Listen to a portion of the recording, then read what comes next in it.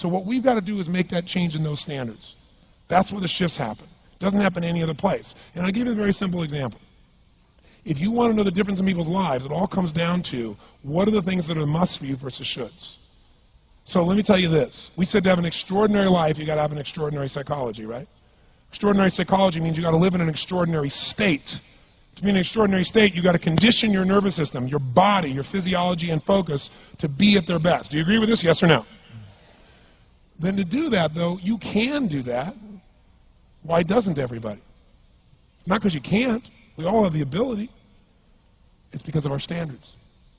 I remember a time early in my career, I was about 24, and I went to do a seminar in Boston.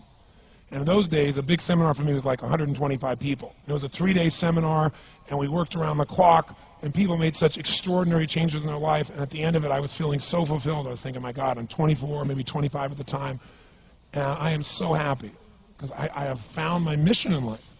I'm doing what I love. It's making a difference in people's lives. This is extraordinary. So we finished about midnight on the Sunday night.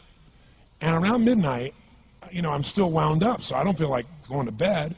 So I decided, okay, let me take a walk here, and I decided to go through Copley Square. If you've been through Copley Square, it's a pretty neat place. Because in Copley Square, you can look up and you can see buildings that were here before we were known as the United States, and beside them you see skyscrapers that are new. It's a pretty cool place. So I'm walking around midnight on Sunday night. There's nobody in Copley Square midnight on Sunday night. And I'm walking along, and I see this guy in the distance, and he's kind of stumbling back and forth between the gutter and the sidewalk. He's got a long trench coat on, his head's down like this. He's holding a brown bag, and I can start to smell him even before I get there, and I'm thinking, this guy's obviously drunk. And as I started to get closer, I thought, I bet he's going to beg me for some money. And sure enough, whatever you focus on life tends to happen, doesn't it? So sure enough, he gets real close to me, and I thought all of a sudden he wasn't going to do it, and all of a sudden he popped his head up. It was really weird. He went, "Mister!" He had this really bizarre-looking sounding voice. He went, "Mister, could you loan me a quarter?" And I thought, do I want to reward this behavior? And then I thought, I don't want him to suffer. Do you have this dilemma sometimes? Like, I'm not here to judge. So years ago, I finally decided I always just give. Even the person's pulling a scam, that's for them to deal with. If I have the ability, then I give. And so I thought, well, could I teach him something? So I asked him a question back. I said, is that all you want is a quarter? So he goes, yeah, just one quarter. One quarter changed my whole life. One quarter. I said, really? He said, yeah, one quarter. So I reached in my pocket, and I pulled out my money clip. And in those days, I was very young, just starting to succeed. And my original mentor was a man named Jim Rohn. I don't know, how many have heard of Jim Rohn? Anybody? Yeah, he's a great guy. And Jim told me, he said, Tony, look, you've come from a poor background. You got a poor psychology. You got to change it. He said, you don't have any money, so pretend you do. He said, start training your brain. Condition it. He said, go save all your money, get $300 bills, and put them on the outside of your money clip, even though you only have $5 in between them. So every time you put it out, you'll see that, you'll feel inspired, you'll feel better. He said, and you'll feel better, you'll do better. So I was like, okay. So I did. So I pulled my money clip, and sure enough, I got $300 bills in. I made sure he saw the bills. So I'm tearing through that, right? Looking in between there, see if I can find some change. But I made sure he saw it. Sure enough, he's looking at the $100 bills, checking it out. I find the quarter, I pull it out, take the money, put it in my pocket. I notice he's watching my hand going into the pocket. I took the quarter, and I looked at him, and I said, sir, life will pay any price you ask of it. And I gave him the quarter. And then something really interesting happened. He took the quarter. He looked at the quarter. He looked at me. He looked at my pocket. He looked back at the quarter, looked at me, looked at my pocket, looked at me again, looked at the quarter, looked at my pocket, looked back at me and said, you're weird. And then he shuffled on off like this, right? And I thought to myself, wow, what's the difference between him and me? I mean, I was 24, 25 at the time, doing what I love most, have my mission in life, and he's in his early 60s, drunk on the street begging for quarters. What's the difference?